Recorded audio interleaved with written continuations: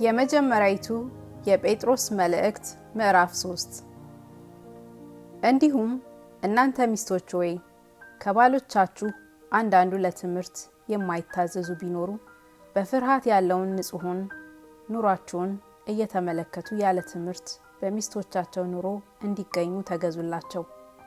ለእናንተም ጠጉርን በመሸረብና ወርቅን በማንጠልጠል ወይም ልብስን በመጎናጸፍ በውጭ የሆነ ሽልማት አይሆንላችሁ። ነገር ግን በእግዚአብሔር ፊት ዋጋው እጅግ የከበረ የዋህና ዝግተኛ መንፈስ ያለውን የማይጠፋውን ልብስ ለብሶ የተሰወረ የልብ ሰው ይሁንላችሁ። እንዲህ በቀድሞ ዘመን በእግዚአብሔር ተስፋ ያደረጉት ቅዱሳት ሴቶች ደግሞ ለባሎቻቸው ሲገዙ ተሸልመው ነበርና።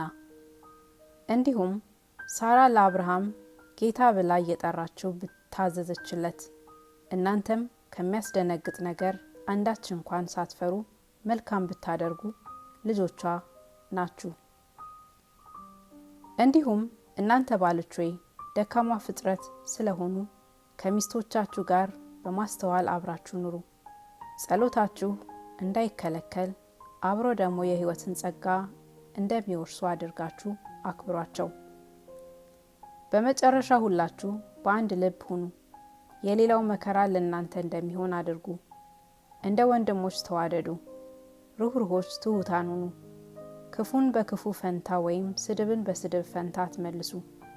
በዚህ ፈንታ ባርኩ እንጂ በረከትን ልትወርሱ ለዚህ ተጠርታችኋልና። ሕይወትን ሊወድ መልካሞችንም ቀኖች ሊያይ የሚፈልግ ሰው መላሱን ከክፉ ከንፈሮቹንም ተንኮልን ከመናገር ይከልክል። ከክፉ ፈቀቅ ይበል፣ መልካምንም ያደርግ፣ ሰላምን ይሻ ይከተለውም። የጌታ ዓይኖች ወደ ጻድቃን ናቸውና ጆሮቹም ለጸሎታቸው ተከፍተዋል። የጌታ ፊት ግን ክፉ ነገርን በሚያደርጉ ላይ ነው። በጎንም ለማድረግ ብትቀኑ የሚያስጨንቃችሁ ማን ነው? ነገር ግን ስለ ጽድቅ እንኳ መከራን ብትቀበሉ ብፁዕ ናችሁ። ማስፈራራታቸውን አትፍሩ፣ አትናወጡም። ዳሩ ግን ጌታን እርሱም ክርስቶስ በልባችሁ ቀድሱት። በእናንተ ስላለ ተስፋ ምክንያትን ለሚጠይቋችሁ ሁሉ መልስ ለመስጠት ዘወትር የተዘጋጃችሁ ሁኑ። ነገር ግን በየዋህነትና በፍርሃት ይሁን።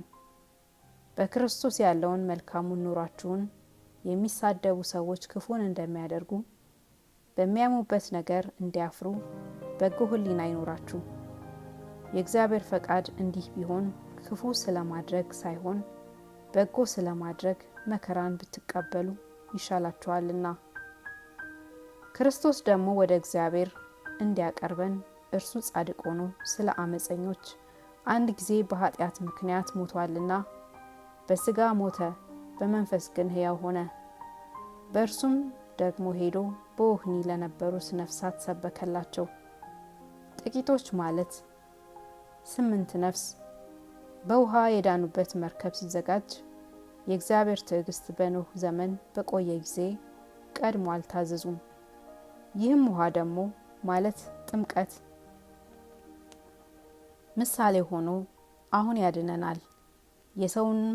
የሰውነትን እድፍ ማስወገድ አይደለም፣ ለእግዚአብሔር የበጎ ሕሊና ልመና ነው እንጂ። ይህም በኢየሱስ ክርስቶስ ትንሣኤ ነው።